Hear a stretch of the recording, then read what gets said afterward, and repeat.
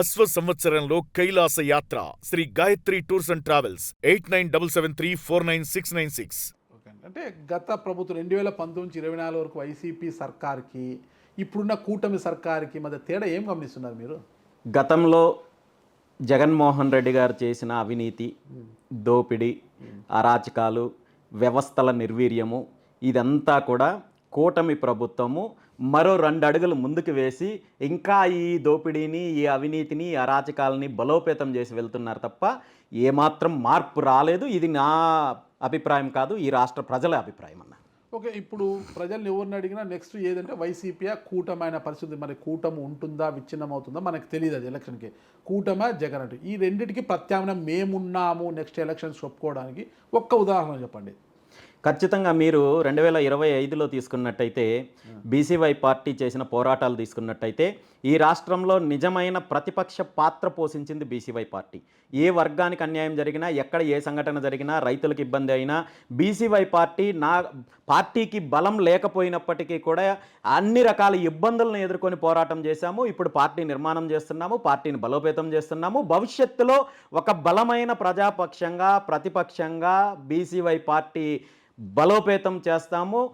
ప్రజల తరపున నిలబడతాము. పార్టీని వచ్చే ఎన్నికల నాటికి పూర్తి స్థాయిలో ఎన్నికలు ఎదుర్కోవడానికి బలోపేతం చేస్తాము. ఖచ్చితంగా ఈ 2 పార్టీల కంటే కూడా బలంగా ఎన్నికలు ఎదుర్కోవడానికి సిద్ధంగా ఉన్నామన్న. ఇప్పుడు మీరు మార్పు గమనించడం లేదు. గతంలో జగన్మోహన్ రెడ్డి గారు సీఎంగా ఉన్నప్పుడు ఏపీలో మాదక ద్రవ్యాలు ఎక్కువైపోయాయి, గంజాయి రవాణా ఎక్కువైపోయింది. ఎటు చూసినా గంజాయి అని అప్పుడు టీడీపీ కావచ్చు, జనసేన కావచ్చు ప్రశ్నించాయి, విమర్శలు చేశారు, చాలా విమర్శలు ఎదుర్కొంది. తద్వారా మేము మారుస్తున్నామని చెప్పి ఏది మారిందో తెలియదు.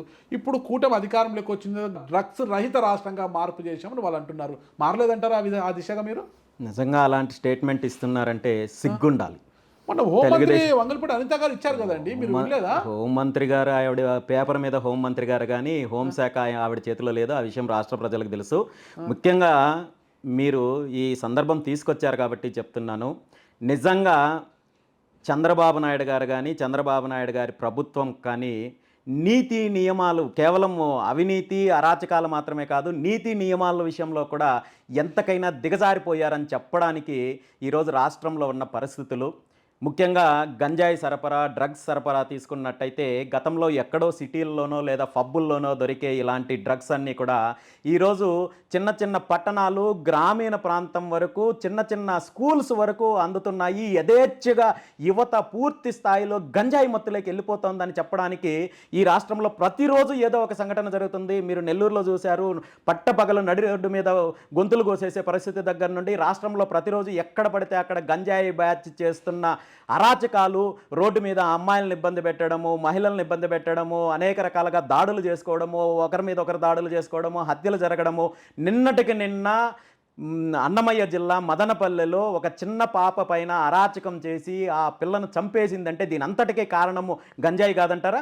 రాష్ట్రంలో యథేచ్ఛగా గంజాయి దొరుకుతోంది, యథేచ్ఛగా డ్రగ్స్ దొరుకుతోంది. దీనికి ఖచ్చితంగా ప్రభుత్వ సహకారం ఉంది, ప్రభుత్వ పాత్ర ఉంది, అధికారుల పాత్ర ఉంది. ఇప్పటికైనా ప్రభుత్వం కళ్ళు తెరిచి యువతను పెడదోవ పట్టిస్తున్నారు, యువత యొక్క భవిష్యత్తును నాశనం చేస్తున్నారు, వాళ్ళ ఆరోగ్యాన్ని నాశనం చేస్తున్నారు, ఈ రాష్ట్రానికి తీరని అన్యాయం చేస్తున్నారు. మీరు భూముల విషయంలోనో, మినరల్స్ విషయంలోనో, మరో రకంగానో ఏదైతే దోపిడీ చేస్తున్నారో, అవినీతి చేస్తున్నారో వీటన్నింటినీ ఒక ఎత్తైతే మీరు యువత భవిష్యత్తుతో ఆడుకుంటున్నారు. ఇప్పటికైనా గంజాయి విషయంలో కఠినమైన నిర్ణయాలు తీసుకోవాల్సిన బాధ్యత ప్రభుత్వానికి ఉంది. లేదంటే దీనికి మీరు తీవ్ర మూల్యం చెల్లించుకుంటారని చెప్పి ఈ సందర్భంగా తెలియజేస్తున్నాను. ఈ గంజాయిపై మళ్ళీ ఇంత విచ్చలవిడిగా డ్రగ్స్ ఇవన్నీ విచ్చలవిడి అయినప్పుడు మళ్ళీ బీసీవై పార్టీ ఎందుకు పోరాటం చేయడం లేదంటారు? ఖచ్చితంగా పోరాటం చేస్తుందన్న. ఖచ్చితంగా గంజాయికి సంబంధించి, డ్రగ్స్కి సంబంధించి అనేక రకాలుగా అనేక మంది నాకు ప్రత్యక్షంగా కంప్లైంట్ చేస్తున్నారు, వ్యక్తిగతంగా చెప్తున్నారు. చిన్న చిన్న 10వ తరగతి పిల్లలకి గంజాయి మత్తుకి అలవాటు పడి చదువు మీద కాన్సన్ట్రేట్ చేయకుండా ఒక రకంగా డిప్రెషన్లోకి వెళ్ళిపోయే వాళ్ళు, వీటన్నిటికి సంబంధించి చాలా విషయాలు బయట చెప్పుకోలేని పరిస్థితుల్లో తల్లిదండ్రులు ఉన్నారు. వీటన్నింటి మీద కూడా అవగాహన తీసుకొచ్చే కార్యక్రమం కూడా భవిష్యత్తులో బీసీవై పార్టీ చేస్తుందన్న. మీరు అనుసరించే విధానం ఎలా ఉండబోతుంది? ఖచ్చితంగా బీసీవై పార్టీ ఎప్పుడు ప్రజాస్వామ్యయుతంగానే ముందుకెళ్తాము, రాజ్యాంగపరంగానే రాజ్యాంగాన్ని అనుసరించే ముందుకెళ్తాము. అంబేద్కర్ గారు రాసిన రాజ్యాంగాన్ని అనుసరించి ఈ రాష్ట్ర అభివృద్ధిలో, ఈ రాష్ట్ర ప్రజలకు మంచి చేసే దిశగా బీసీవై పార్టీ పాత్ర ఉంటుంది తప్ప ఇప్పుడున్న అరాచకాలు, అవినీతి, ఏదైతే వీళ్ళు అవలంబిస్తున్న విధానాలు, వీటన్నింటినీ అంతం పలికి ముందుకెళ్లాలనే ఆలోచన. ఇప్పుడు రాజ్యాంగబద్ధంగా వెళ్ళడం లేదంటారా వీళ్ళు? ఎవరు చెప్పారన్న? మీరు అనుకుంటున్నారా? నేను తనకు రాజ్యాంగబద్ధం కాదంట. ఆంధ్రప్రదేశ్ రాష్ట్రంలో రాజ్యాంగం ప్రకారం ప్రభుత్వాలు నడుస్తున్నాయి, ప్రజాస్వామ్యమైన ప్రభుత్వాలు నడుస్తున్నాయని మీరు అనుకుంటున్నారా? గతంలో జగన్మోహన్ రెడ్డి గారు ఉన్నప్పుడు రాజారెడ్డి రాజ్యాంగం అని నడిపించి విచ్చలవిడిగా తనకు నచ్చింది చేసుకుంటూ అన్ని రకాలుగా ఇబ్బంది పెట్టే కార్యక్రమం చేశారు, అరాచకాలు చేశారు. ఈరోజు చంద్రబాబు నాయుడు గారి ప్రభుత్వం వచ్చిన తర్వాత వాళ్ళ పుత్రరత్నం రచించిన ఏదైతే రెడ్ బుక్ రాజ్యాంగం ఉందో దాని ప్రకారం నడిపిస్తున్నారు. ఇది నేరుగా స్టేట్మెంట్ ఇస్తున్నారు, వాళ్ళే చెప్తున్నారు. రెడ్ బుక్ ఉండాది, రెడ్ బుక్ 1 పేజీ ఉంది, 2 పేజీలు మాత్రమే అయ్యాయి, ఇంకా చాలా పేజీలు ఉన్నాయని. మీ పేరు లేదా రెడ్ బుక్లో? రెడ్ బుక్లో నా పేరు నిజంగా వాళ్ళు రాసుకున్నా నాకు నష్టం లేదు, వాళ్ళు ఏం చేసుకున్నా నాకు నష్టం లేదన్నా. అలాంటి రెడ్ బుక్కులకు, గ్రీన్ బుక్కులకు, ఇంకో బుక్కులకు నేను భయపడేవాడిని కాదు. ఆ విషయం ఈ రాష్ట్ర ప్రజలకి తెలుసు. ఈరోజు ఇలాంటి స్టేట్మెంట్లు ఇస్తున్నప్పుడు నిజంగా ముఖ్యమంత్రి గారు ప్రజాస్వామ్యాన్ని పరిరక్షించాలి, లేదంటే రాజ్యాంగాన్ని పరిరక్షించాలంటే మొట్టమొదటిసారిగా నారా లోకేష్ ఇచ్చిన స్టేట్మెంట్ని ఆధారంగా చేసుకుని అతని మీద కేసు ఫైల్ చేసి అతన్ని జైల్లో పెట్టాలి.